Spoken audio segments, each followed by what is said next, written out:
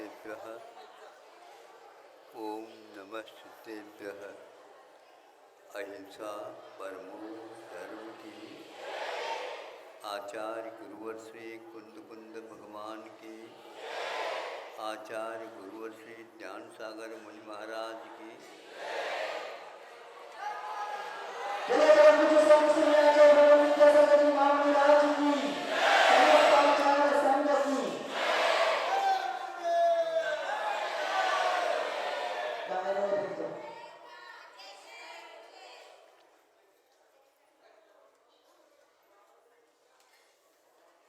रेशम का उत्पादन कैसा होता है? आज वह रेशम की साड़ियाँ वगैरह मिलती भी और नहीं भी मिलती, उनके स्थान पर कृत्रिम रेशम बना करके उसको काम में लाया जाता है। कुछ भी हो, प्राचीन काल में इसकी परंपरा बहुत दूर तक जुड़ी हुई थी। सब लोग इसको पसंद करते थे।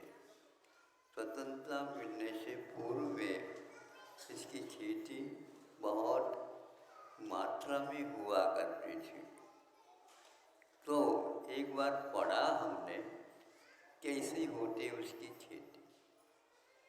कोई बीज बोता हो, फिर इसके माध्यम से जैसे कपास की उत्पत्ति होती हो, उस प्रकार नहीं मानी जाती। फिर भी चीन पट्टवट कहा गया है। चीन में इसकी प्रसिद्धि ज़्यादा है। ये शर्मा सिद्धि का उल्लेख है कि वहाँ रेशम के कपड़े की भांति पीली रंग वाला होता है। उसको भूमि के जीव के लिए उपमा दी गई है। अब उस लेख पढ़ने के उपरांत लगा कि संसारी प्राणी कितनी विषयों में रमता रहता है।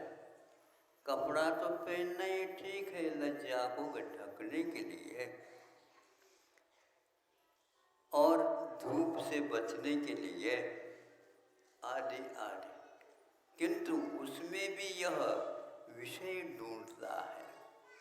उसमें भी यह अपनी लोलुपता का प्रदर्शन करता है और इस प्रकार के वस्त्र पहन करके वह दूसरे के सामने मना बग जरा मुझे देख तो लो, हमने ऐसा कपड़ा पहना है, तुम्हें देखने को भी नहीं मिलेगी, इसलिए देख तो लो। अब ये हुआ मान का अतिरेक, मद का उद्गम इसी से होता है और विषयों के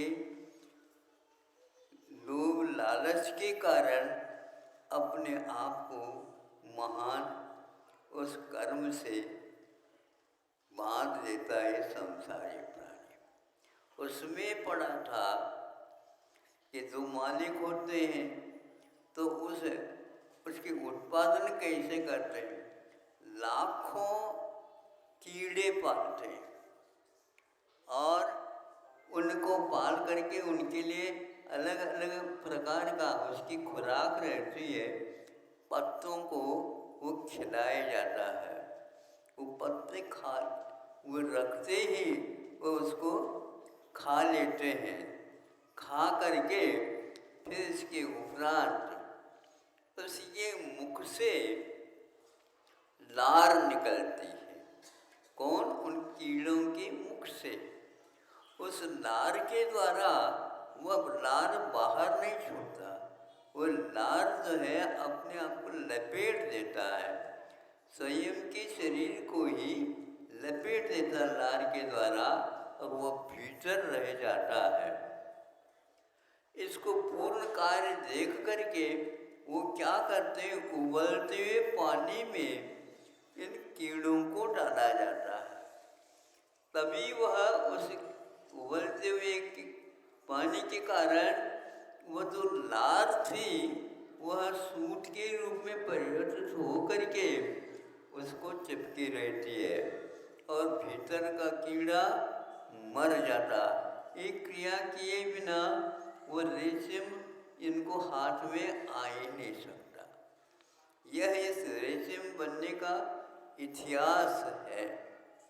वह स्वयं उस पत्ते को खा लेता है तो ही वह मुख से लार निकाल सकता।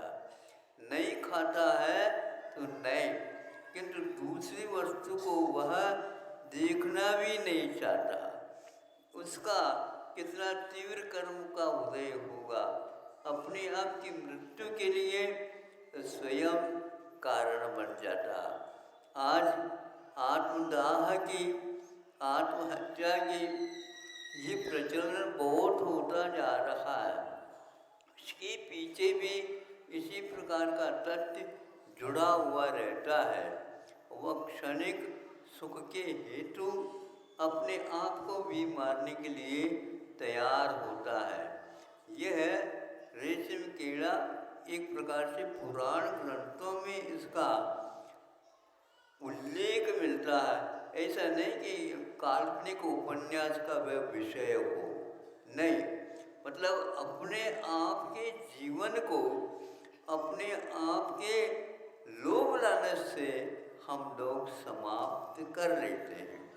आज जितने भी कार्य हो रहे हैं वह पंचेंद्र के विषयों के साथ उसका घनिष्ठ संबंध है, जो कि हमेशा असंयम की भूमिका में उनको रख देती है। असंयम एक ऐसी मार्गना है वह ज़्यादा दिन टिकेगी, सम्यक दर्शन के लिए भी घातक सिद्ध हो जाता है। 66 सागर काल तक वह व्यक्ति सम्यक दर्शन को पाल सकता है, लेकिन असंयम की भूमिका में पाल नहीं सकता।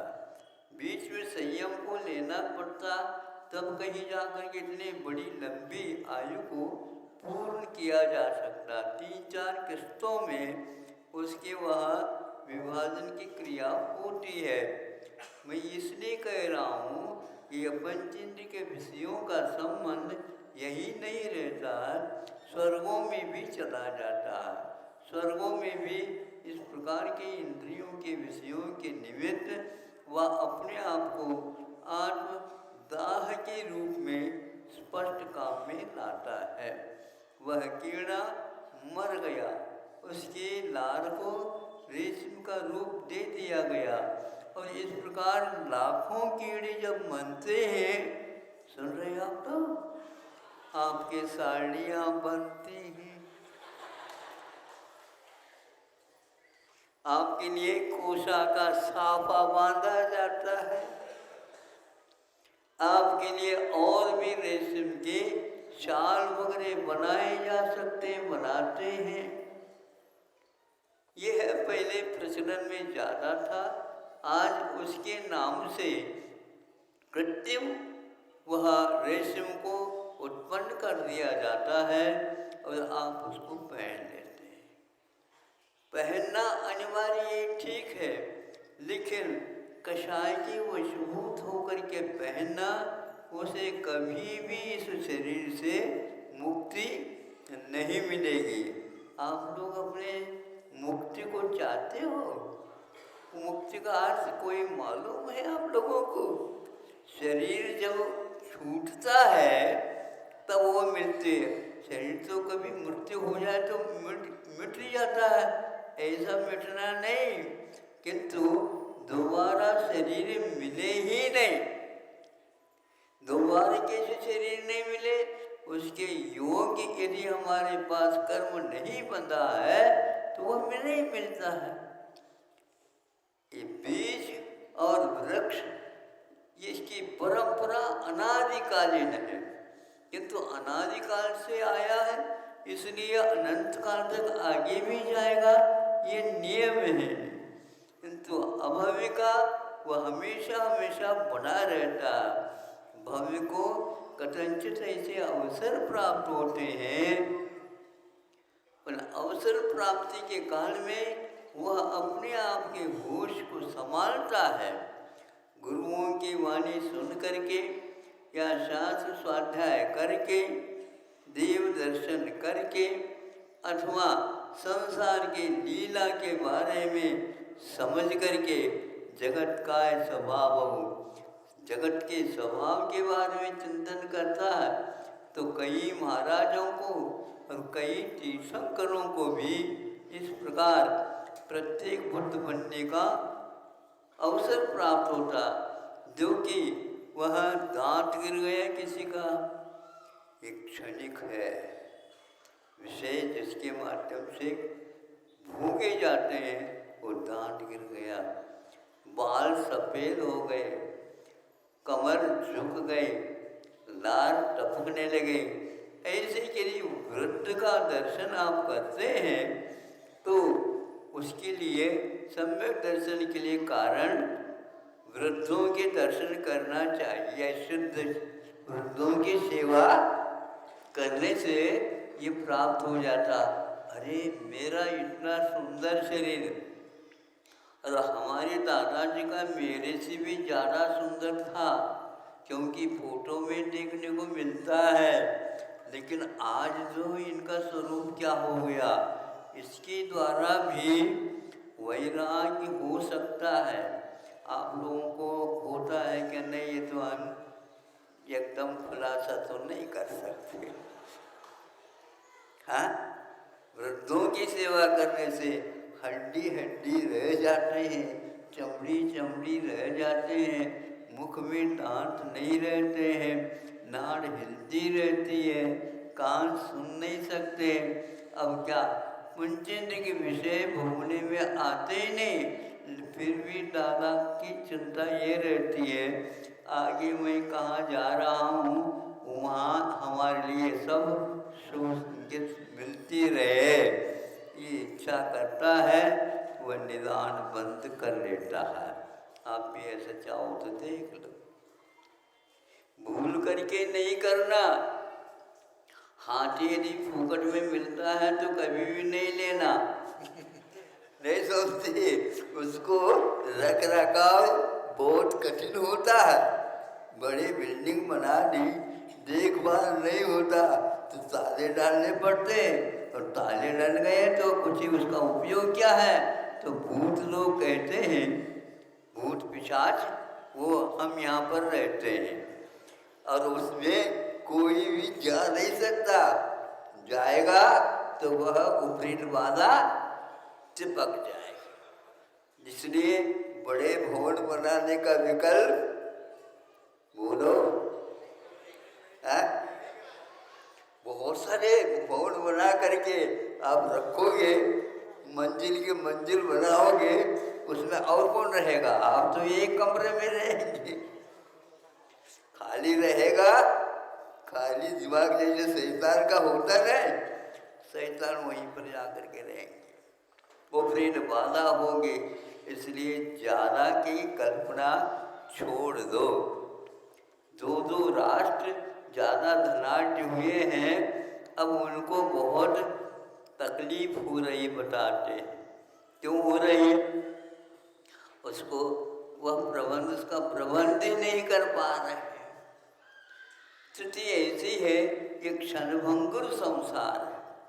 उस रेशम के कीड़े के बारे में मैं जब कभी पढ़ता हूँ, याद करता हूँ, तो ये आत्मा एक प्रकार से अपने कषायों के कारण ऐसे कर्म, जैसे रेशम लार को रेशम के रूप में परिवर्तित कर देते हैं। ऊपर यह शरीर है, ये एक चद्दर की भांति काम कर रही है, भीतर देखो क्या आपके दोनों ये उंगलियां, ये तर्जीह बोलती है, इसको अंगुष्ठ बोलते हैं, और दोनों नाक के ऊपर अपने आप ही दबा देंगे।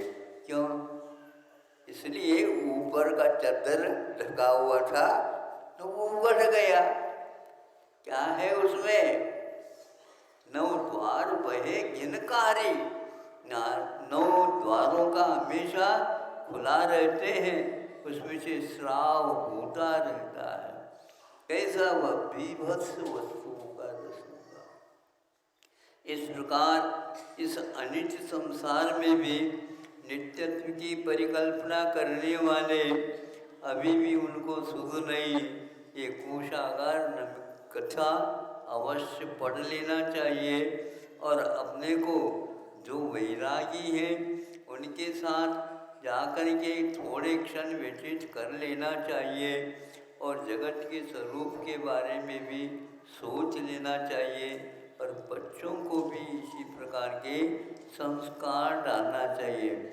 आप बंधु कहलाते हैं, आपके पास आश्रित होकर के रहने वाले रहते हैं, वो उनके ऊपर आप यदि कृपा करना चाहते हैं, बड़े बड़े भवन, बड़े बड़ी राशि आदि आदि की इकट्ठा करने की अपेक्षा उचित कर लो, लेकिन मुख्य रूप से वे अवश्य समझें अपने जीवन के महत्व को।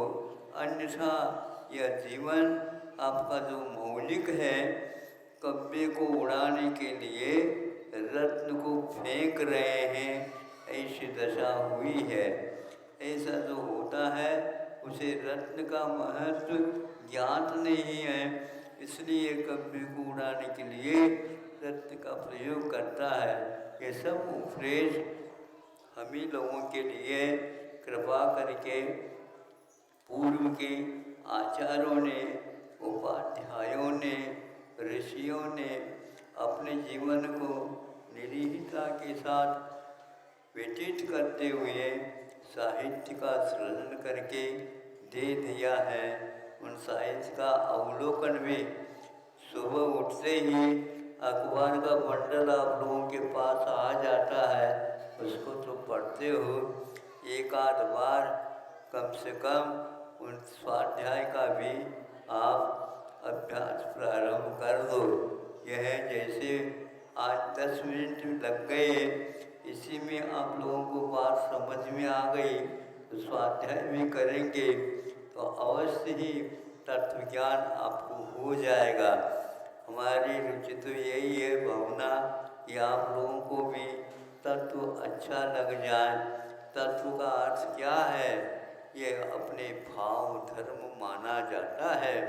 इस भाव धर्म को समझेंगे, किस वस्तु का क्या धर्म है, किस वस्तु का क्या तत्व है, किस वस्तु को हम उपयोग में ला सकते हैं, किसको नहीं ला सकते हैं, कितनी मात्रा में उसको ला सकते हैं, उसके बिना भी हमारा जीवन चल सकता है क्या नहीं, ये सब बातें समझने की हैं। खाते हो, पीते हो, सोते हो, सब कुछ क्रियाएं करते हो, किंतु वह कहाँ तक उचित है, कितनी मात्रा में होना चाहिए, इसका भी विवेक होना